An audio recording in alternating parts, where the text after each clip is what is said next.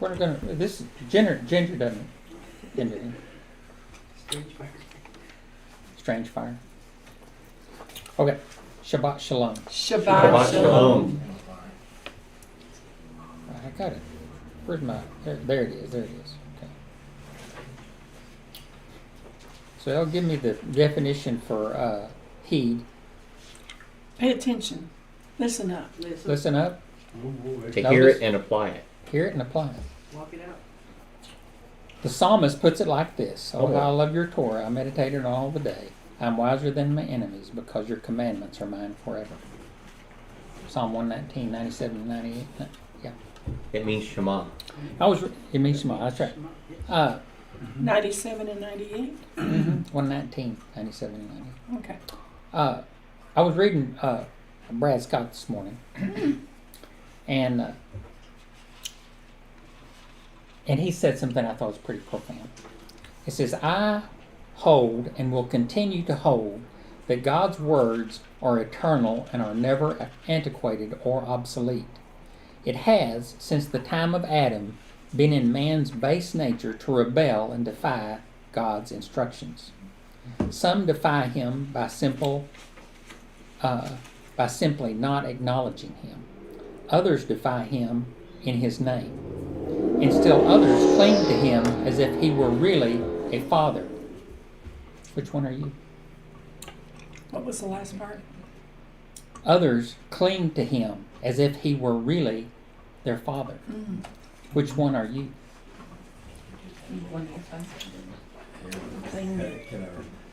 I'll repeat that for Brenda. Okay. You want me to repeat it for you, Brenda? Yes. Lisa just texted and said she was online listening to the class. She says, Online. "Hello, everybody." Hi, Lisa. Hi, Lisa. It says, this is from Brad Scott. "I hold and will continue to hold that God's words are eternal and are never antiquated or obsolete.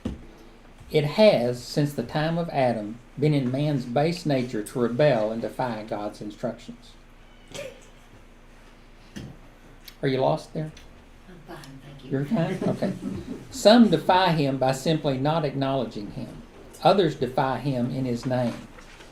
And still others cling to him as if he were really their father. Which one are you?"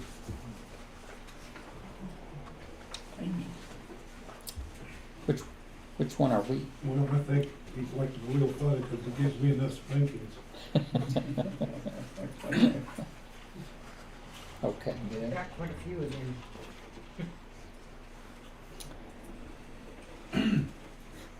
So what is the eighth day? It says at the beginning of this lesson, this Torah portion, it says, "On the eighth day Moses called Aaron and his sons and the elders of Israel, and he said to Aaron, 'Take for yourself a bull calf for a sin offering, and a ram for a burnt offering, both without blemish, and offer them before Yahweh.'"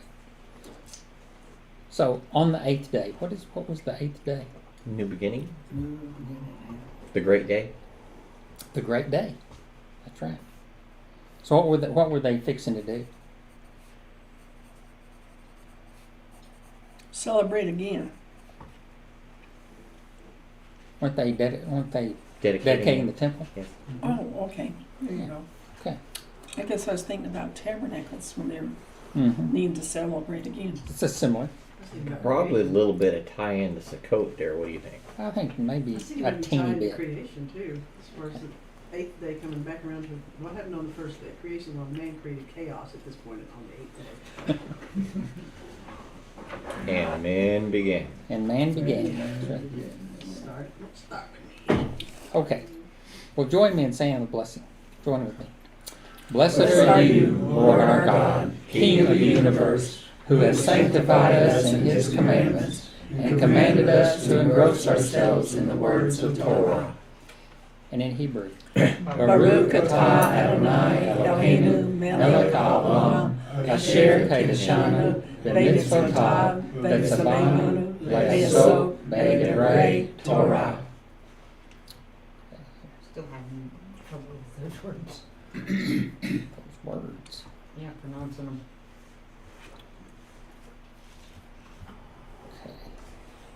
Let's start with number 1, Leviticus 9, 1 through 16. On the 8th day, Moses called Aaron and his sons and the elders of Israel, and he said to them, "Take for yourself a bull calf for a sin offering and a ram for a burnt offering, both without blemish, and offer them before Yahweh.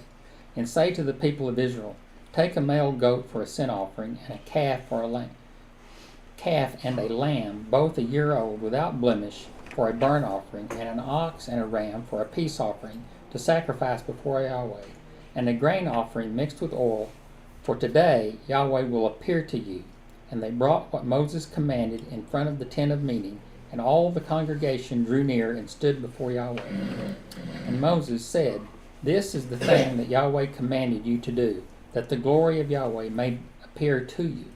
Then Moses said to Aaron, "Draw near to the altar and offer your sin offering and your burnt offering, and make atonement for yourselves and for the people, and bring the offering of the people, and make atonement for them, as Yahweh has commanded." So Aaron drew near to the altar and killed the calf of the sin offering, which was for himself. And the sons of Aaron presented the blood to him, and he dipped his finger in the blood and put it on the horns of the altar and poured out the blood at the base of the altar. But the fat and the kidneys and the long lobe of the liver from the sin offering he burned on the altar as Yahweh commanded Moses. The flesh and the skin he burned up with fire outside the camp. Then he killed the burnt offering, and Aaron's sons handed him the blood, and he threw it against the sides of the altar. And they handed the burnt offering to him, piece by piece, and the head, and he burned them on the altar. And he washed the entrails and the legs, and burned them with the burnt offering on the altar.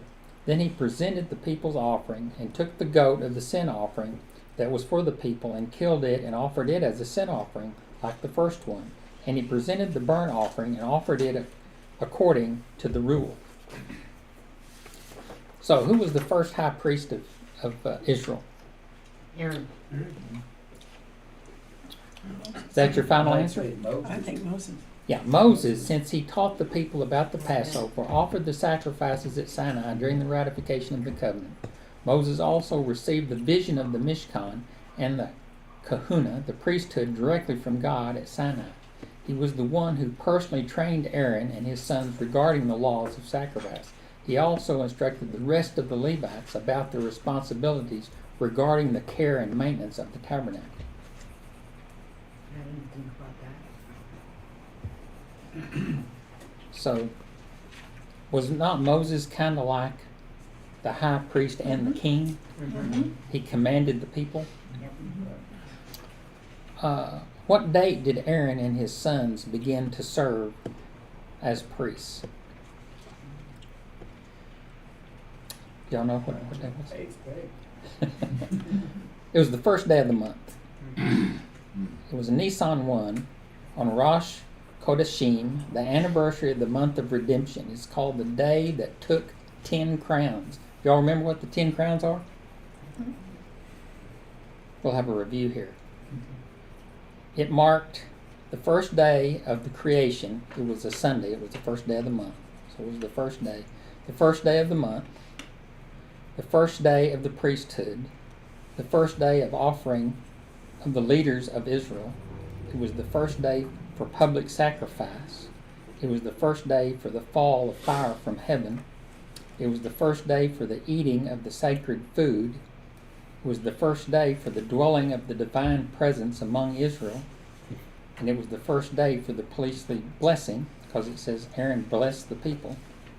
And it was the first day on which it was forbidden to sacrifice to God anywhere except at the sanctuary.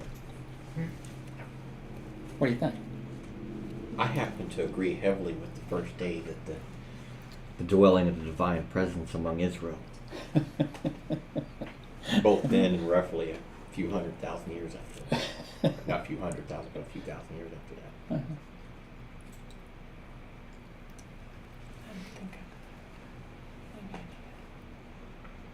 Okay. I must have, where did it say the day of 10 crowns? Oh, that's what the Jewish sages say. It's the day of 10 crowns. That there's just all these things happened. It was the first day that creation was on the first day. Okay. And this occurred on the first day of the month, the first day, How do you do that? and these are all the things that happened, that are commemorated by this occasion. All right. It's kind of like celebrating Passover. Yeah. 'Cause I won't- It's not the first Passover, but it is 'cause I'm taking that it out. was the first Passover. I'm taking it out of me. So, what was Aaron required to sacrifice before he served as high priest? Be careful of the sin offering. A defect-free bull calf for a sin offering, and a ram for a whole burnt offering. And who did he do that for? Himself. Himself. So he had to sacrifice a bull calf and a ram just so he could serve. Wow. So when else did he do that? Before he went into the Holy of Holies. Yeah, every time he went on the Day of Atonement, he had to sacrifice for himself, his family, and then for the people. And, he had to sanctify everything before he started. So, number 2, Leviticus 9:17 through 23. And he presented the grain offering, took a handful of it, burned it on the altar beside the burnt offering of the morning. Then he killed the ox and the ram, the sacrifice of peace offerings for the people. And Aaron's sons handed him the blood and threw it against the sides of the altar. But the fat pieces of the ox and of the ram, the fat tail which covers the entrails and the kidney and the long lobe of the liver, they put the fat pieces on the breasts, and he burned the fat pieces on the altar. But the breast and the right thigh Aaron waved for a wave offering before Yahweh, as Moses commanded. Then Aaron lifted up his hands toward the people and blessed them, and he came down from the offering, the sin offering, and the burnt offering, and the peace offering. And Moses and Aaron went into the tent of meeting, and when they came out, they blessed the people, and the glory of Yahweh appeared to all the people. I give praise. So, what were the people required to offer as a sacrifice? A male goat for a sin offering, a calf and a lamb for a burnt offering, an ox and a ram for a peace offering, in addition to a mincha, a grain offering mixed with oil. So, what was the reason for these sacrifices? So, first, to make atonement for Aaron and the people. Secondly, for the kavod Hashem, what is that? The glory of the Lord would be manifest at the tabernacle. So they were doing all these things so that God would make an appearance, right? Because that's what Moses said. He said, get the people prepared. We're going to do this because God is going to make an appearance. After Aaron made the offering for the people, what did he do? Threw the blood on the altar. No, after all that. After. He blessed them. He gave the Aaronic blessing. The Lord bless you and keep you. The Lord make his face shine upon you. The Lord lift his face up and be gracious unto you. All that blessing. According to Jewish tradition, why did Moses and Aaron go into the holy place of the tabernacle just after Aaron blessed the people? It says they turned and went into the tabernacle. Then they came out. Speak with God. Okay, the Jewish traditions say that they went in to pray together, since even after offering the sacrifices, the glory of God did not appear. So they went in and prayed and came back out, and then he appeared. Does that sound reasonable? Yeah. Okay, number 3. And the fire came down before Yahweh and consumed the burnt offering and the pieces of fat on the altar. And when all the people saw it, they shouted and fell on their faces. Now Nadab and Abihu, the sons of Aaron, each took his censer and put fire in it and laid incense on it and offered unauthorized fire before Yahweh, which he had not commanded them. And the fire came out from before Yahweh and consumed them, and they died before Yahweh. Then Moses said to Aaron, "This is what Yahweh has said. Among those who are near me I will be sanctified, and before all the people I will be glorified. And Aaron held his peace. And Moses called Mishael and Elzaphan, the sons of Uzziel, the uncle of Aaron, and said to them, Come near, carry your brothers away from the front of the sanctuary and out of the camp. So they came near and carried them in their coats out of the camp, as Moses had said. And Moses said to Aaron and to Eleazar and Ithamar his sons, Do not let the hair of your heads hang loose, and do not tear your clothes, lest you die, and wrath come upon all the congregation. But let your brothers, the whole house of Israel, bewail the burning that Yahweh has kindled. And do not go outside the entrance of the tent of meeting, lest you die. For the anointing oil of Yahweh is upon you. And they did according to the word of Moshe.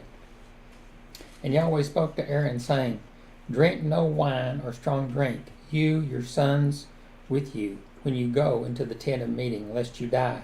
It shall be a statute forever throughout your generations. You are to distinguish between the holy and the common, and between the unclean and the clean. And you are to teach the people of Israel all the statutes that Yahweh has spoken to them by Moses.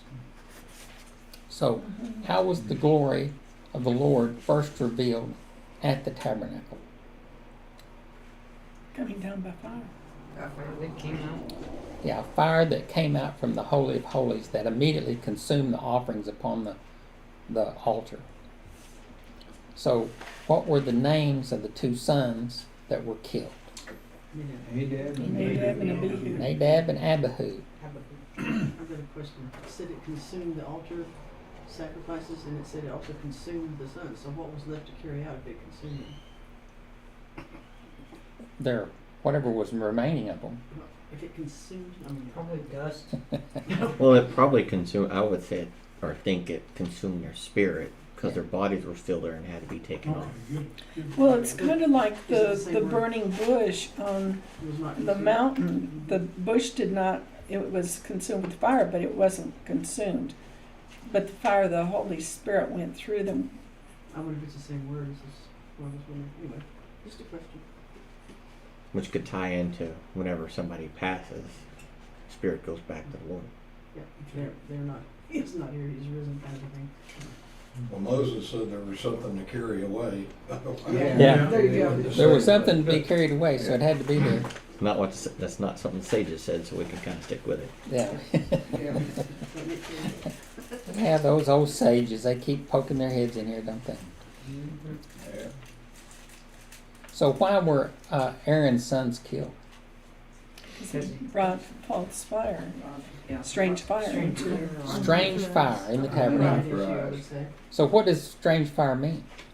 Unauthorized sacrifice? Do you think it was because they were intoxicated? That's what I was thinking. Well, since right after that it says you shall not drink any intoxicating liquor before you come to the tabernacle.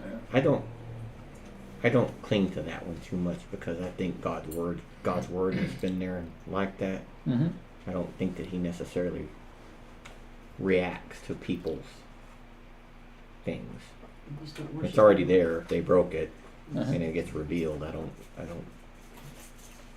Just don't worship him in the same way the nations worship their gods. So- I mean, So there's when- like 6 different things that people think with that, whether it was drunk, whether they didn't bring it from the altar. They didn't bring it from the altar. They got their own fire. They put incense on there. There wasn't the incense. Right. You could just pick. You could They pick did and it. choose. They did it at a time that it wasn't said. They did it. So, which one did they do? Yes, All of them. all. of them. So when it says each took their own censer, what does that mean? Not the censer they were supposed to be in, probably. Well, it means that they acted without talking to each other. They each took their own censer and went and did what they were going to do. So they acted on their own. They acted on their own. On behalf. So what did Moses say to Aaron regarding the death of his sons? Do not weep. Do not tear your He clothes. said- Don't let your heads hair. He said he will be sanctified in front of all the people. So don't do something when you're in service to me that shows me in a bad light. Right. They hadn't been They hadn't been authorized. authorized. Yeah. Right. No. Moses didn't authorize them to do it. So, I don't want to belabor this because we will a little bit later. But, what does it say about God and His judgment? He's just. Righteous. Well, when He's afar off, He has a different judgment than when you draw near. I mean, there's different consequences. Yeah. The closer you become to God, the higher the consequences are. In other words, it's like there's a saying that we use: a little bit of knowledge is dangerous. Because a little bit of knowledge means if you act on it and you don't understand, can get you killed. And that's exactly what happened here. They had a little bit of knowledge, but they didn't have enough to know that they were messing up, or they wouldn't have done it. Or they did that twice, and that's deadly too. Yeah, that's what a little bit of knowledge causes. So 2 of Aaron's cousins were told to carry the bodies outside the camp. Why didn't their surviving brothers carry them out? They had They to were do service. in service. Priests. You couldn't become unclean tonight. Yeah, when you carry the dead bodies out, you Yeah, become they- unclean. They would have died. Yeah. Yeah. Okay, the inauguration of the tabernacle certainly had an inauspicious beginning, do you think? And Aaron's first day as high priest of Israel turned tragic as his sons died from fire from heaven. Is there a prophetic message in all of this, especially in light of the gospel of Yeshua and his greater priesthood? Yes. Very much so. So, in light of the gospel of Yeshua, what are we to think? I mean, what happened here? Well, he means what he says. It means what he says. And says what he needs. Let not Right. many of them be teachers, lest you receive greater condemnation. Right.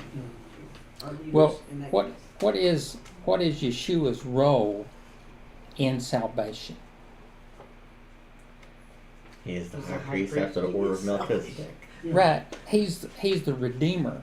But how is he the Redeemer? We talk about this all the time. We see it in when Pincus killed Cosby and Zimri, right? Okay, but he was acting to glorify God. He said, "You can't do this." But what happened immediately following that? Moses told Aaron, "The plague has started.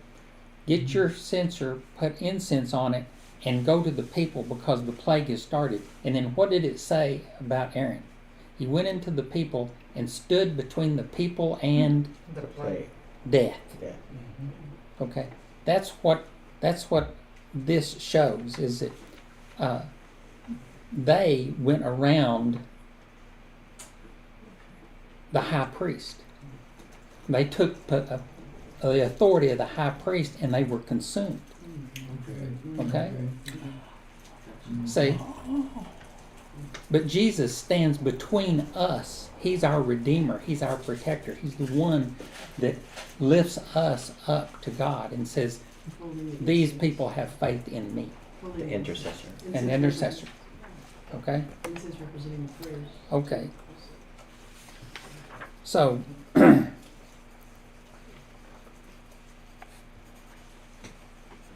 what does that tell us about the strange fire?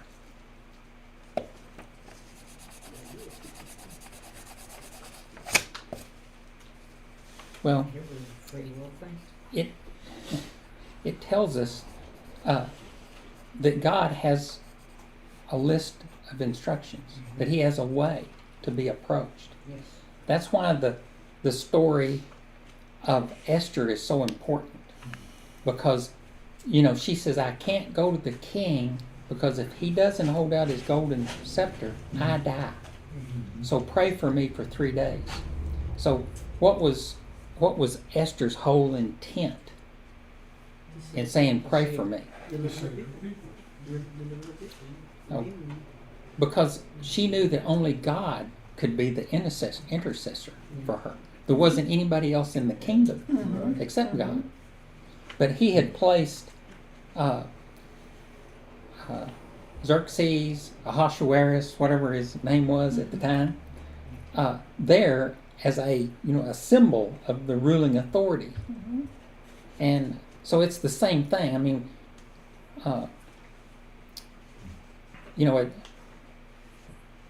in Esther, God's name isn't mentioned. The closest it comes is when Esther tells her uncle Mordecai. Yay. Yay! Not Haman. Ooh. Okay. Tells him, says, get all the people together and have them pray for me, and I will get my handmaids and we'll pray for 3 days. Okay, but they didn't mention who they were going to pray to. They said pray. That means she didn't go to the king till after the third day. That's right, till after the third day. So what I'm getting at is that the strange fire is that no matter what it would have been, if they would have offered it, it would have been strange because God didn't authorize it. They weren't the priests.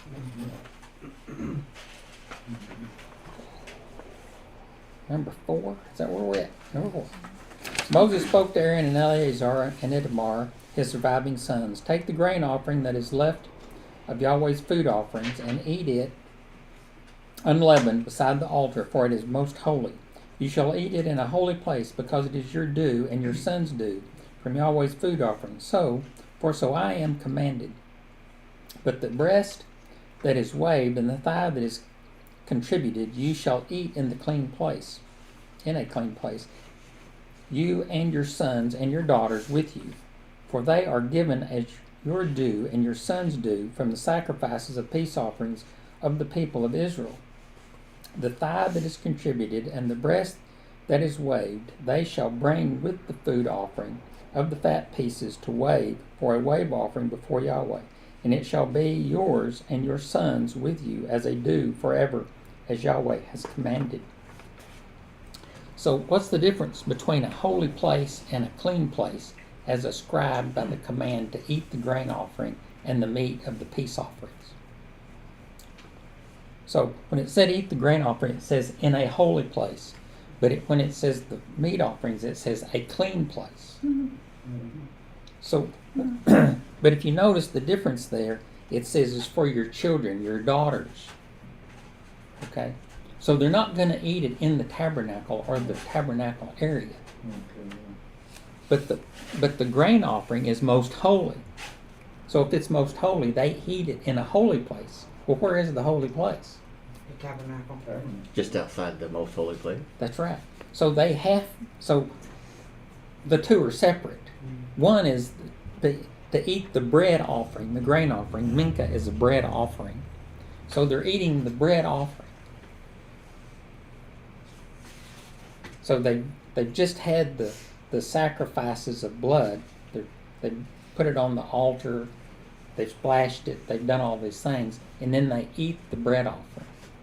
I think this is a question here. This is just Daryl thinking, okay? Okay. But we're talking about a bread offering, a grain offering, Grain which offering. is most holy. And then you can just eat the meat in a clean place.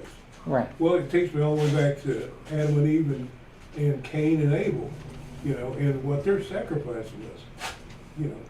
Well, Cain's was a grain offering, but it wasn't considered as holy as the one that Abel presented. So that's my question. It just seems kind of opposite. Well, he didn't bring the blood. Right. He didn't bring the blood. So you have to have the blood offering before the grain offering. And he doesn't say that he brought the first fruits. of his Right. He just offering. brought a grain offering. A grain offering. But when Abel, it says he brought the first of his. Yeah. So, but he brought lamb and grain. Okay. He brought both. I lost my train of thought here. Question. Mm-hmm. It derailed and there were no Is that the survivors. shewbread that they're talking about, or is that like What? Is that the shewbread that they're talking No, about? no, no. This is a grain offering. Okay. it's bread. I mean, but it's the same thing as Yeshua when he talked to the people, when he said, if you don't eat my flesh and drink my blood. Yeah. Okay, these are the same symbols that he's using. Now, a lot of people say that that's the reason that a lot of the people quit following, is because he said you have to eat my flesh and drink my. But the Jewish people at that time understood exactly what he was saying. Mm-hmm. What they didn't agree with is that he was saying, I'm God. And that's why they quit following him. A lot of people say, well, you can't eat blood and you can't eat people's flesh. That's to me, that's not the right teaching, because they knew what the blood and the flesh were. They grew up in that society. That wasn't a mystery to them.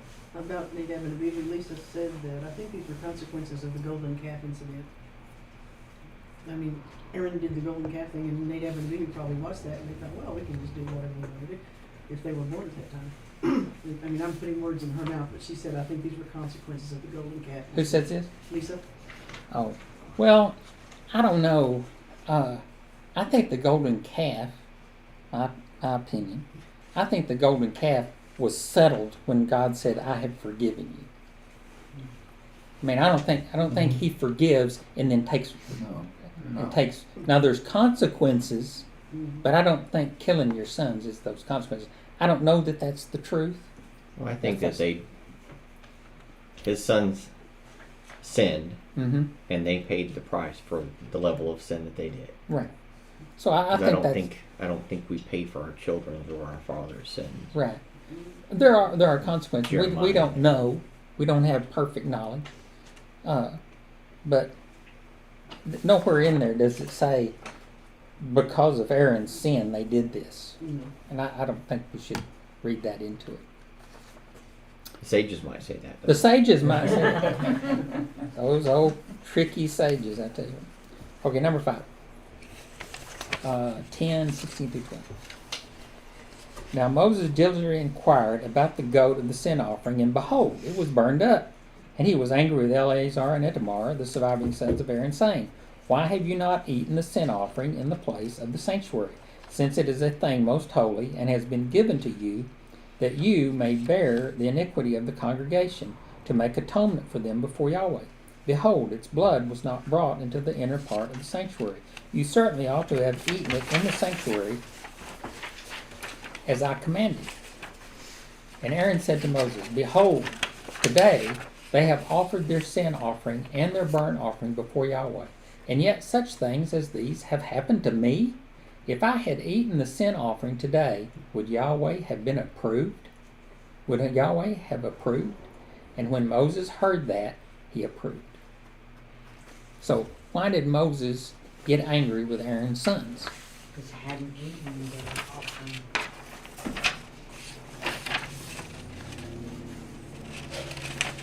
So what do you think Moses' motivation was when he got angry?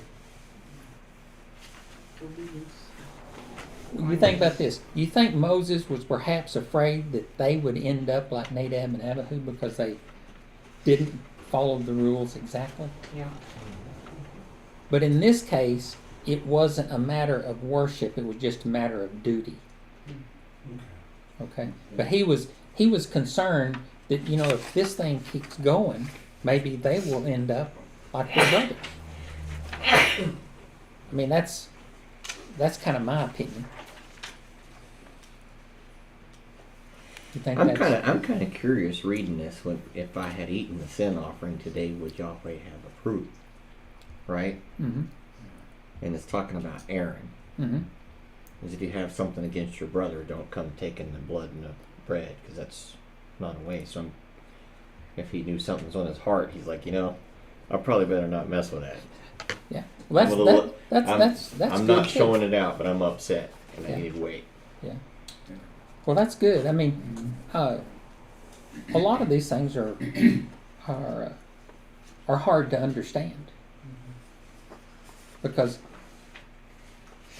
When we get the video, we can check it out.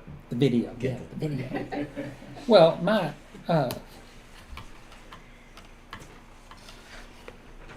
I think, that men began, and they started thinking that's what their downfall was. Or should I not thinking? Well, there may be more to the. See, we perceived that these things were just happening one after another. Bam, bam, bam. But to sacrifice something, to cut its throat, drain the blood, skin it, cut it in pieces. This is a long time. It These takes at things, least 3 hours. yeah, these things are ongoing, and it took a long time to prepare all the sacrifices for God to show His presence. So we have this idea that this was just all it was in the movies and they fast forwarded through it. I would be for something. But it wasn't. It was a time period. In other words, and then it says Moses carefully and diligently investigated. Well, It's gonna take more time. so that's more time. And he's trying to figure out what happened. Okay? So even he was confused. Right?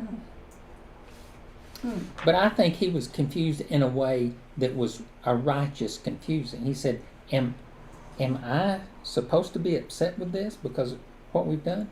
And Aaron explained to him, said, even if I had would have God approved? So, in a lot of respects, we need to, when we read the scripture about these events, we need to take into account that these things are not happening as we're reading them. I mean, we read them as if they're just going at light speed, and they're not. It's an event that's taking place, and sacrificing all that kind of stuff is a time-consuming effort. I mean, I think it's one of the reasons, the sacrificial system, people knew exactly what it took to sacrifice an animal, and the killing and the blood and all that. And then when that happened to Yeshua, they could rationalize it. They saw it. We don't. We talk about it and we think about it, but we don't really understand it. Now, I think if and when sacrifices are started, if there's an altar built and it's authorized and all that, and they start, then we'll probably see that happening. And like I say, it's not going to, unless they use modern equipment to do it with. Fast forward. Yeah, it's not gonna. It's gonna be pretty. Right. As a child and we was on the farm, we butchered, Yeah, processed it out there on the farm. yeah, It took a while. yeah. Well, my father did too. I didn't. I mean, I watched him do it, but I couldn't stand to watch the bloody part where he, that initial part. I had to run and hide. I don't know if some people can do that. I can't. The last thing I take out of this is it's clear Aaron was thinking about what he was doing. Yeah, And then when Moses challenged him, he explained it, and Moses said, oh, okay. Yeah. Basically. The Okay, student, that makes sense. All right, let's He move just on. lost 2 sons before, yeah, Yeah, right, and he didn't show any emotion. right. But I'm sure deep inside. the student had become the teacher. Hey, Chris, Lisa, Literally, yeah. Okay. Chris, Lisa has a comment on there too. You might want to see if you can explain, because I don't know what she means by it. It says they ate meat in a holy place. Wade, do you have that up? Live chat on the. What does it say? It says they ate minka in the holy place Is is where he was. He was in the, because what we're talking about, right, is Aaron was supposed to eat the bread Right. in the holy place, and he was still in the holy place. He just didn't eat, Yeah. right? 'Cause that's the only difference here. He didn't eat. Right. It's not that he, this is maybe that's a little bit of if you're going to eat. Yeah. Or if you can take it, eat. But Okay. he was still in the holy place and he didn't eat. So it Okay, wasn't number 6. breaking anything. Leviticus 11, 1-32. And Yahweh spoke to Moses and Aaron, saying to them, Speak to the people of Israel, saying, These are the living things that you may eat among the animals that are on the earth. Whatever parts the hoof and is cloven-footed, and chews the cud, among the animals you may eat. Nevertheless, among those that chew the cud or part the hoof, you shall not eat these. The camel, because it chews the cud and does not part the hoof, is unclean for you. And the rock badger, because it chews the cud but does not part the hoof, is unclean for you. And the hare, because it chews the cud but does not part the hoof, is unclean to you. And the pig, because it parts the hoof and is cloven-footed but does not chew the cud, is unclean to you. You shall not eat any of their flesh, and you shall not touch their carcasses, and they are unclean to you. These you may eat of all that are in the waters, everything in the waters that has fins and scales, whether in the seas or in the rivers, you may eat. But anything in the seas or the rivers that does not have fins and scales, of the swarming creatures in the waters, of the living creatures that are in the waters, is detestable to you. You shall regard them as detestable. You shall not eat any of their flesh, and you shall detest their carcasses. Everything in the waters that does not have fins and scales is detestable to you. And these you shall detest among the birds. They shall not be eaten. They are detestable. The eagle, the bearded vulture, the black vulture, the kite, the falcon of any kind, every raven of any kind, the ostrich, the nighthawk, the seagull, the hawk of any kind, the little owl, the cormorant, and the short-eared owl, the barn owl, the tawny owl, the carrion vulture, the stork, the heron of any kind, the hoopoe, and the bat. All winged insects that go on all fours are detestable to you. Yet among the winged insects that go on all fours, you may eat those that have jointed legs above their feet, with which to hop on the ground. Of them you may eat the locust of any kind, the bald locust of any kind, the cricket of any kind, and the grasshopper of any kind. But all other winged insects that have 4 feet are detestable to you, and by these you shall become unclean. Whoever touches their carcasses shall be unclean until the evening, and whoever carries any part of their carcass shall wash his clothes and be unclean until the evening. Every animal that parts the hoof but is not cloven-footed or does not chew the cud is unclean to you. Every one who touches them shall be unclean. And all that walk on their paws among the animals that go on all fours are unclean to you. Whoever touches their carcasses shall be unclean until the evening, and he who carries their carcasses shall wash their clothes and be unclean until evening. They are unclean to you, and these are unclean to you among the swarming things that swarm on the ground: the mole rat, the mouse, the great lizard of any kind, the gecko, the monitor lizard, the sand lizard, and the chameleon. These are unclean to you among all that swarm. Whoever touches them when they are dead shall be unclean until the evening. And anything on which any of them falls when they are dead shall be unclean, whether it is an article of wood, or a garment, or a skin, or a sack, any article that used for any purpose. It must be put into water, and it shall be unclean until evening. Then it shall be clean. So what are the 2 signs of kosher animals? Hooves and choose good. Choose the cud. What animals have cloven hooves and chew the cud? Cows.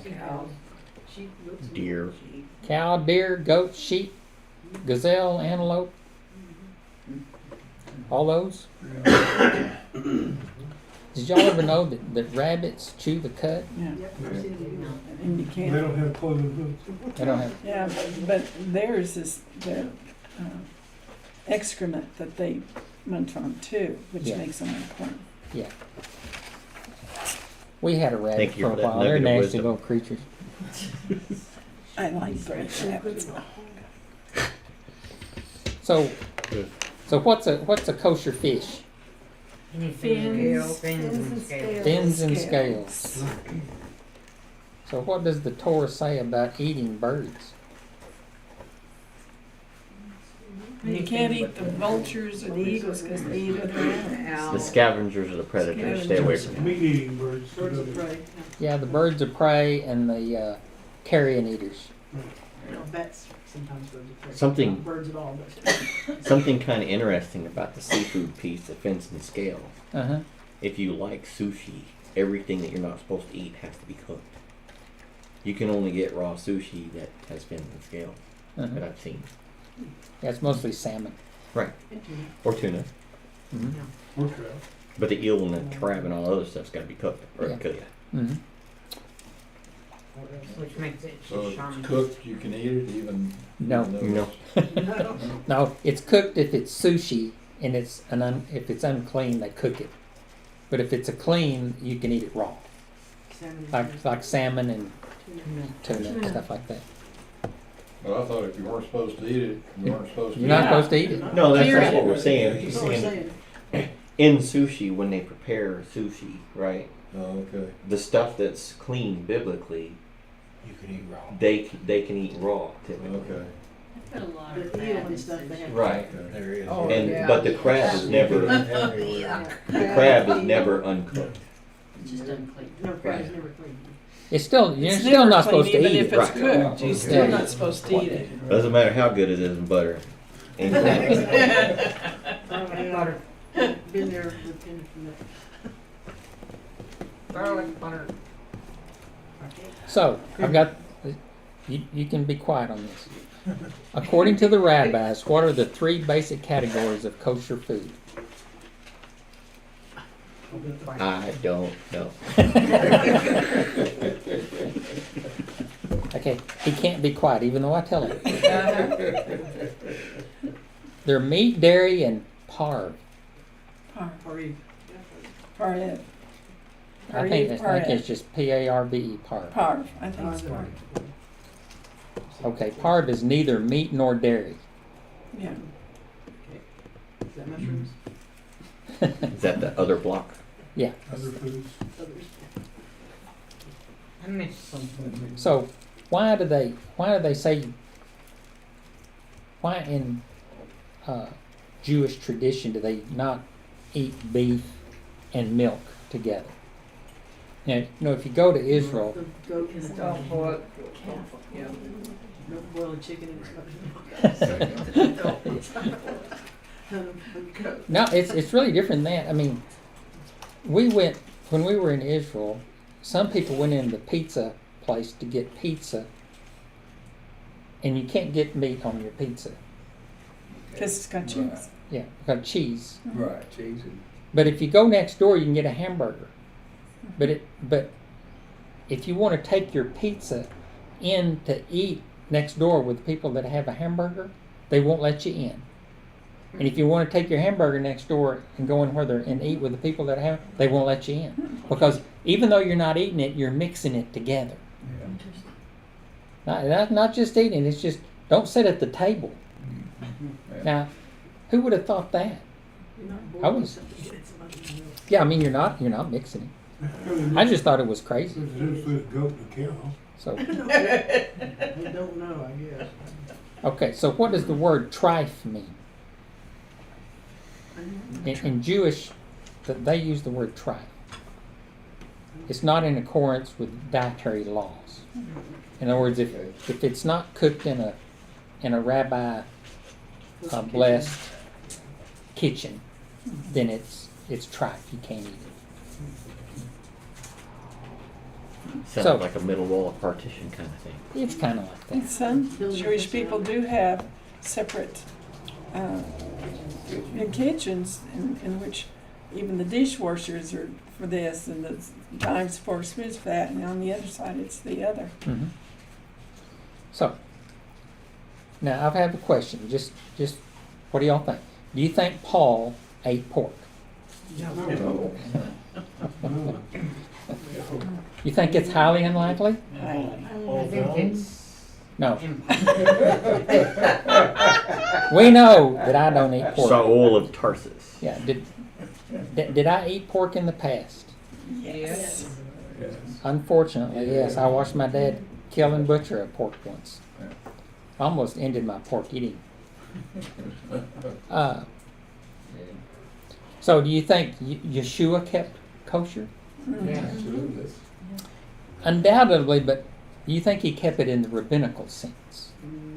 No. Probably not. Probably not, because when him and the disciples were going through the country and they were Right. picking Eating grain grain. and they said, "How come you're eating with Washing your defiled hands. hands?" Yeah. So Bless their And hearts. also was a water basin available there. Bless their hearts. Something that I found interesting at the first miracle that Messiah did. mhm. Yeah, Wedding right at there. Cana. That was the water, right? Yeah. That they would have used. My curiosity is, would that water have been mixed with ashes from a red heifer? Huh. Good question. Because it's his blood that, you know what I'm saying, the connection, the blood, his blood is what washes away sin. The red heifer is cleansed to put in. I don't know that they I would was have just done kinda that for curious. weddings, though. That's a very special thing. It's a holy, that was purification Yeah. water. And that Yeah, was it's not the same beautiful thing. water For the common household. Unless they went to the temple. I don't believe I don't know. I I thought don't that think so. I thought the ashes of the red heifer were only to purify from death. Yeah. Yeah. So I don't think they would have had it at a wedding with them. Uh-uh. I don't know. I was just kind of curious because it said that that was water they used to Yeah. do the ritual washing with. So, for being unclean, the penalty was you had to wash yourself in water and then be outside the camp until evening, and then you were clean. Okay. So, what does outside the camp mean? Away from other people. Definitely. Well, I mean, like when they were in the traveling through the country, and someone became unclean. There's 3 million people. Right. That's how long we're outside the camp. Well, where is outside the camp? All the way I mean, back. that's like, Right. well, we're stretched out here to Lubbock. Yeah, 120 miles back. Right. I mean, it was a big camp, right? Right. I even wondered about just the bathroom uses. Yeah, where's the- Where's the nearest potty chair? That's Yeah. why you carry a spade with you. Yeah. Right. Well, they had the out tent. Is that? Yeah, go ahead. About the clean and unclean in the time of Yeshua. In Luke chapter 10, he appoints 70 or 72, whichever your translation says. Uh-huh. Tells them where you go, says, remain in the same house, eating and drinking what they provide, which would have been Gentiles.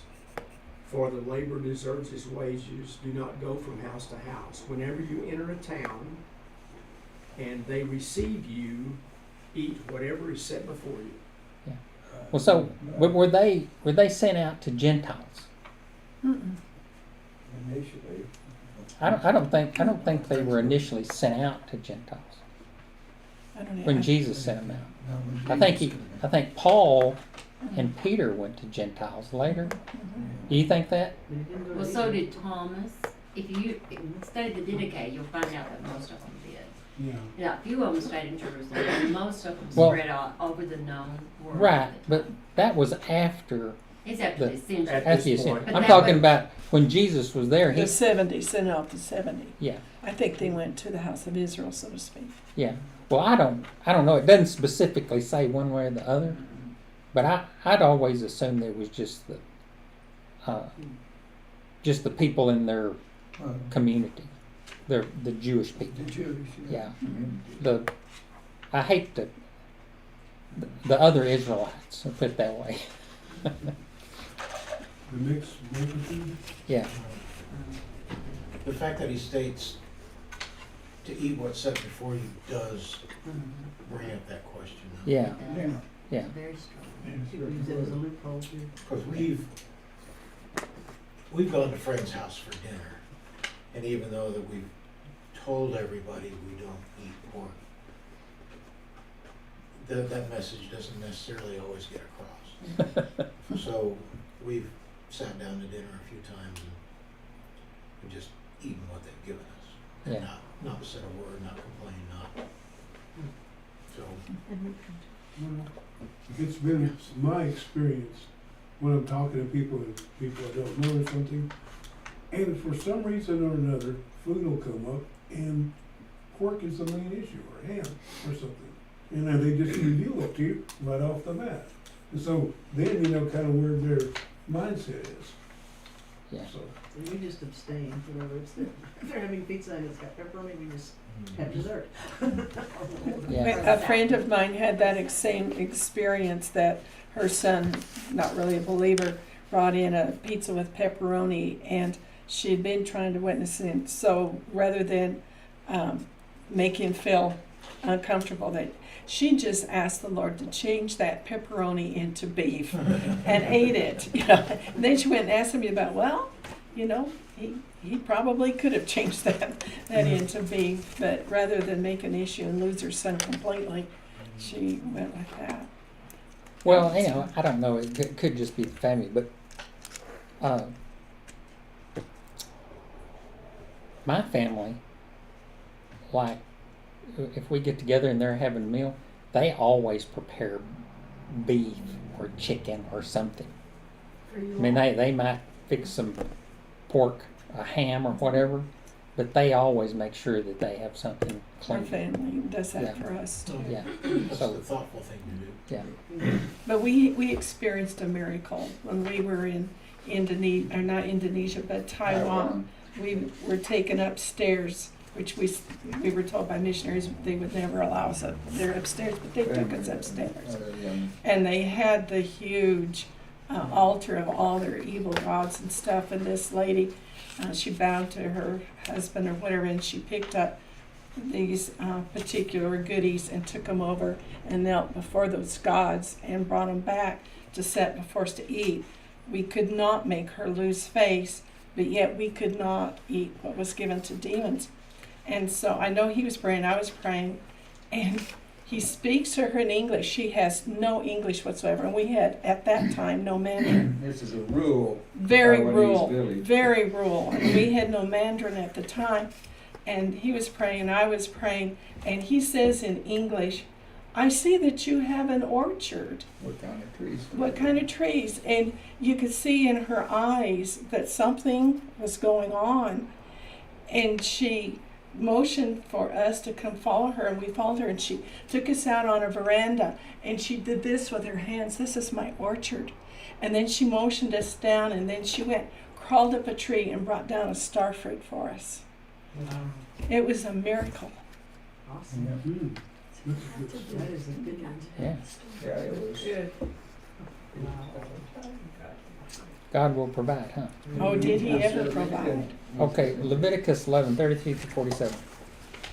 And if any of them falls into any earthenware vessel, all that is in it shall be unclean, and you shall break it.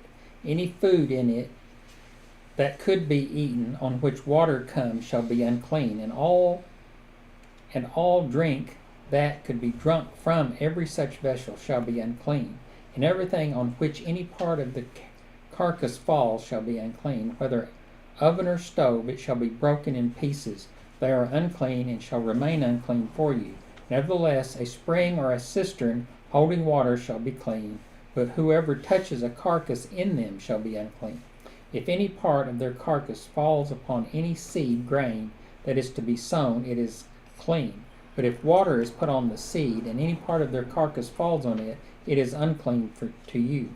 And if any animal which you may eat dies, whoever touches its carcass shall be unclean until the evening. And whoever eats of its carcass shall wash his clothes and be unclean until evening. And whoever carries the carcass shall wash his clothes and be unclean until the evening. Every swarming thing that swarms on the ground is detestable; it shall not be eaten. Whatever goes on its belly, and whatever goes on its on all fours, or whatever has many feet, any swarming thing that swarms on the ground, you shall not eat, for they are detestable. And you shall not make yourselves detestable with any swarming thing that swarms, and you shall not defile yourselves with them, and become unclean through them. For I am Yahweh your God. Consecrate yourselves therefore, and be holy, for I am holy.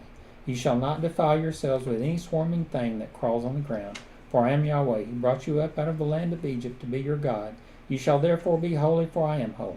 This is the law about beasts and birds, and every living creature that moves through the waters, and every creature that swarms on the ground, to make distinction between the unclean and the clean, and between the living creature that may be eaten and the living creature that may not be eaten. So,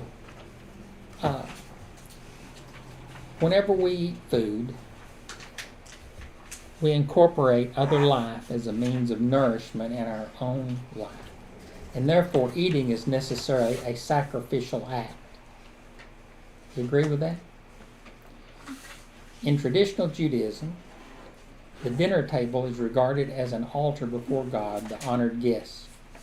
So what's the connection between holiness and eating in our lives and in our traditions? Well, the Lord said, "Be ye holy as I am holy." And if you go back in Peter, which goes back into Leviticus, that's what he was just talking about, eating clean food. How many times in there did it because say, "Be holy as I am holy"? oh my I think about goodness. 3. Okay. So,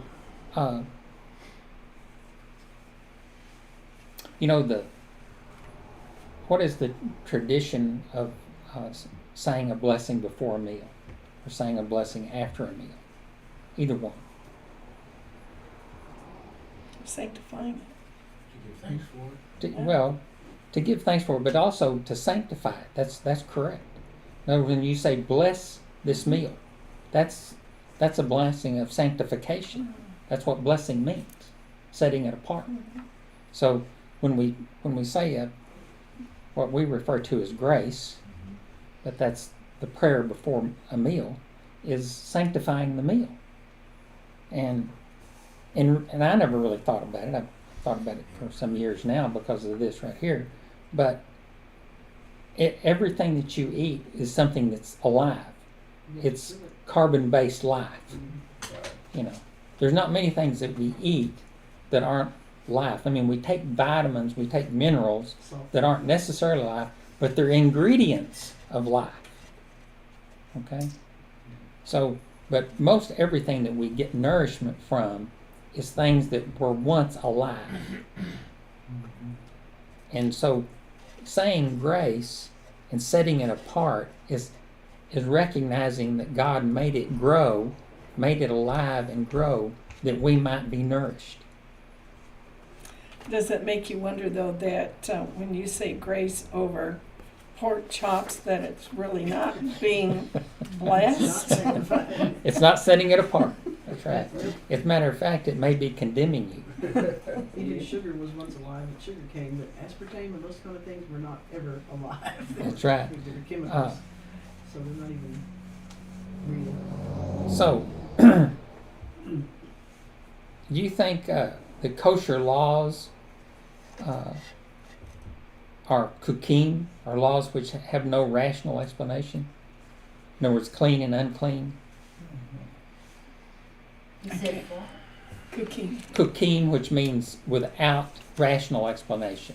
In other words, like the sacrifice of the red heifer before Yeshua, they didn't understand it, so it was kukim. It was God said it, so we're doing it.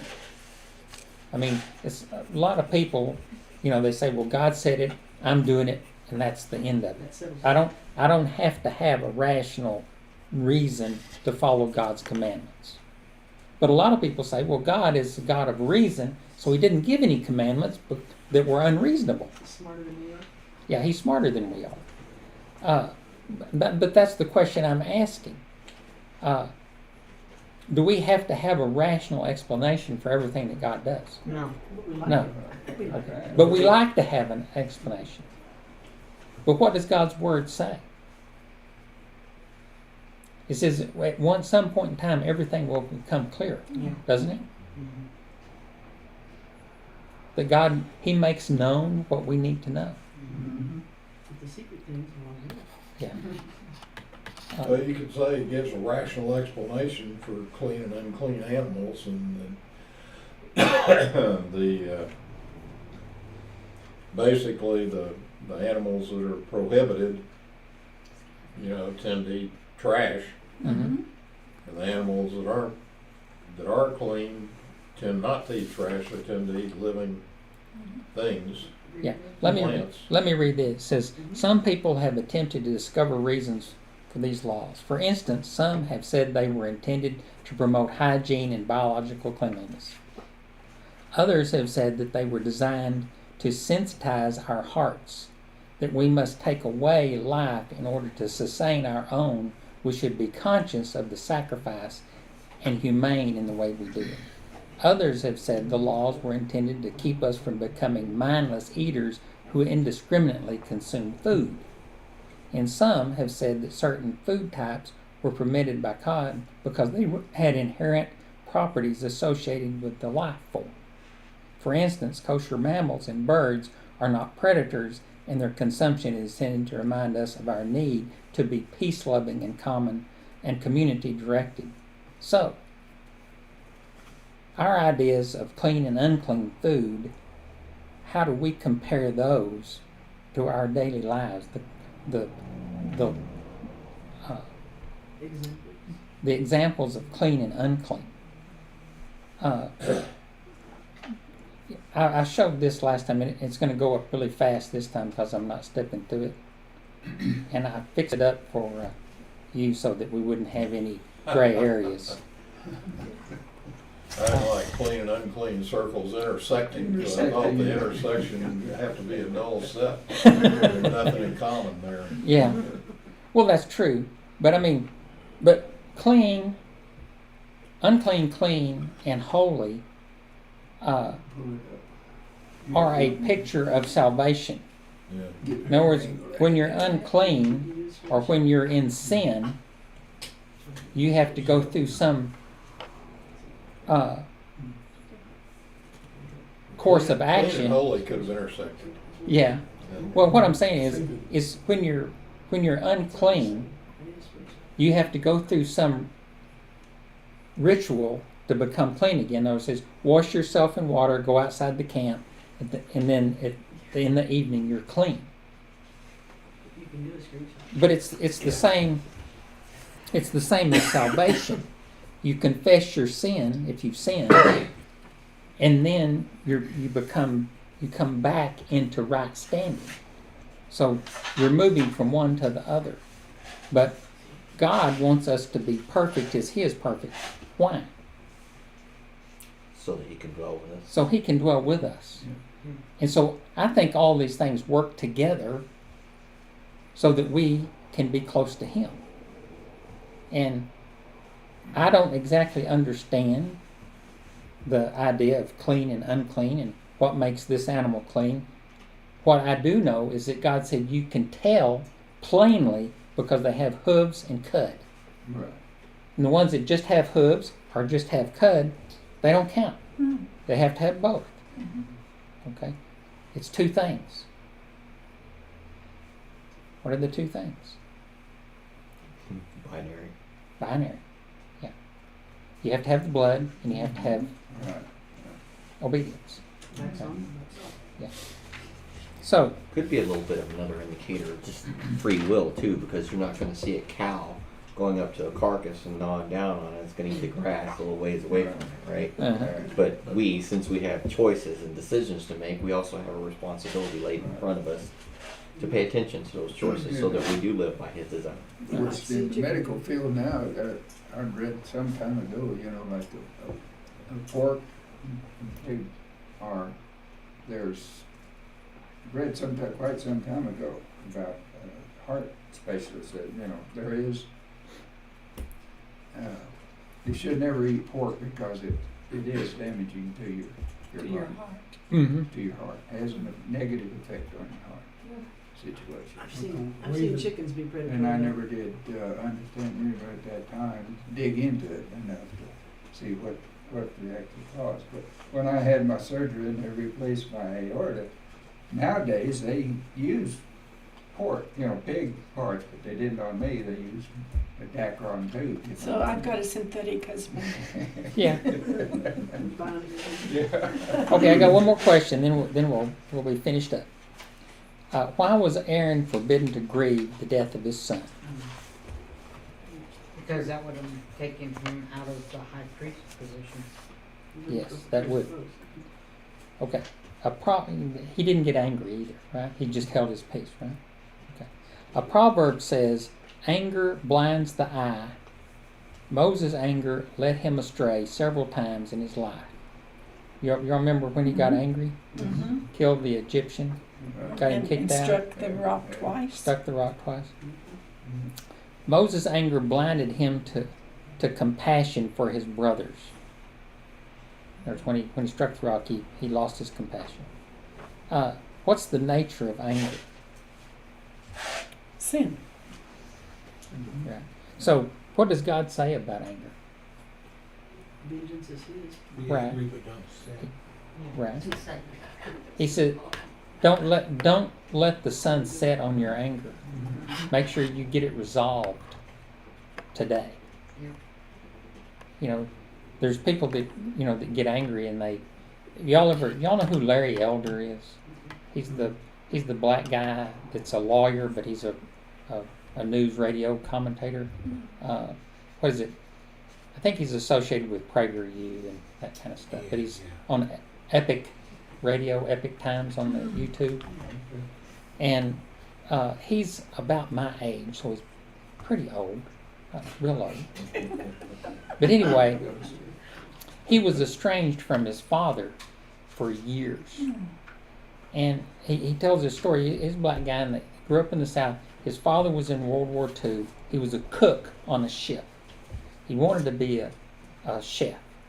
But they were in the South, and he couldn't get work in the South. I mean, they didn't want cooks. I mean, they didn't want black cooks. So he found that it was more acceptable in California. So he moved the family to California, but he found that it wasn't that the California was, you could go in a restaurant, order food, but they wouldn't hire you. And so he got the jobs that he could, and he worked 2 or 3 jobs, saved up his money, opened his own restaurant, and finally had a success. But he said, my father never had any time for me. He said he worked all the time. And he said, and I resented him for it. And so he says, after he's been away from home for 20 years, his father's old, he goes back and he's talking to him. And he tells him this story about his life and being in the Navy and being oppressed and all this kind of stuff. He said, but it never affected me. He said, I always knew that if you got an education, if you worked hard, you could make it. And he said, so I got me an education, I worked hard, I made it, I put you through school. He said, you never went a day without a bed to sleep in or a meal to eat. He said, I did everything I had to do to give you a life. He said, just because you didn't appreciate it doesn't mean I didn't love you. And he said, it took me till I was 50 years old to find out my dad loved me, because I couldn't see it in his actions that he did for me. It's a really good story. Yeah, it's a wonderful story. It is. But he said, then I realized, he said, the reason my dad didn't spend any time with me, he says, is because he only had about 3 hours a night to sleep, and he was tired all the time. But anyway, that's our, that's us in a nutshell. We let our anger blind us to the love of people around us, because we let little bitty things offend us that are meaningless. People say things that they have no idea that they've offended someone.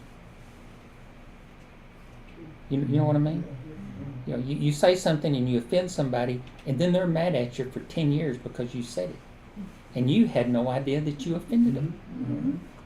But if you're angry with them, we're supposed to go and resolve that right then. We're supposed to tell them, hey, that upset me. Why did you say that? And they said, what did I say? Oh, that? Oh, no, that's not what I meant. You know, Exactly. or apologize, or whatever it takes. But the anger goes two ways. You can be angry because of what somebody said, but if you don't tell them or resolve it, then it's just as much your fault as it's their fault. Maybe they shouldn't have said it, but maybe you should have told them. You know, so in Ephesians it says, "Be angry and do not sin. Do not let the sun go down on your anger, and give no opportunity to the devil." So, anger is what we use as a vehicle to sin. We justify ourselves in it. That's going back to kind of why I think that maybe Aaron didn't take the bread. It wasn't that he wasn't angry. He was probably angry. He just didn't act out on it. That's right. He And may he have may been have- shocked too. Right, and he may have not wanted to take the bread in that condition, knowing in here that he's mad that he didn't want to make another mistake. Okay, we gotta get through. Next week is Tazria. She conceives. Leviticus 12:1 through 13. 12:1 through 13. And a half Torah. So. But we have to get to Calvin, because Calvin says, "Where's Dad?" He's in the living room making a fire. A fire! Oh boy! Oh, in the fireplace.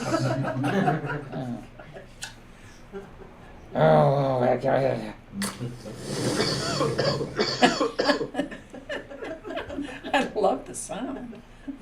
Dad says there's nothing cozier than a fire, but I don't know.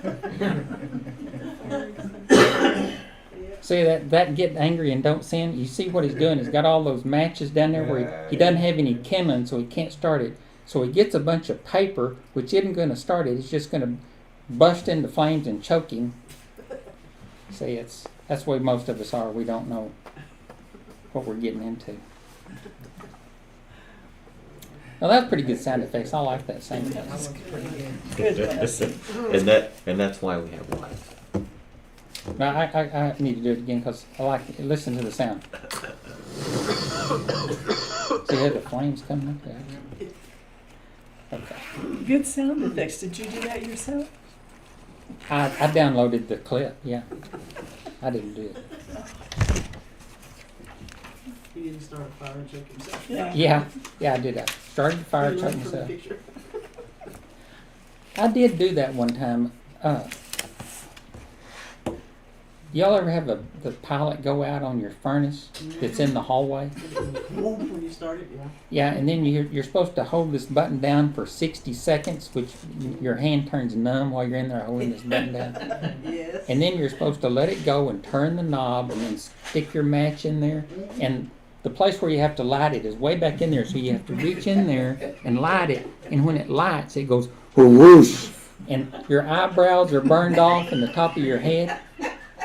Okay, that's exactly what happened to me. Yeah. I did that with a gas oven one time and wondered why I smelled all this funny, and I singed the hair on my Yeah, arm. Oh, it man. burned my hair off. I tell you.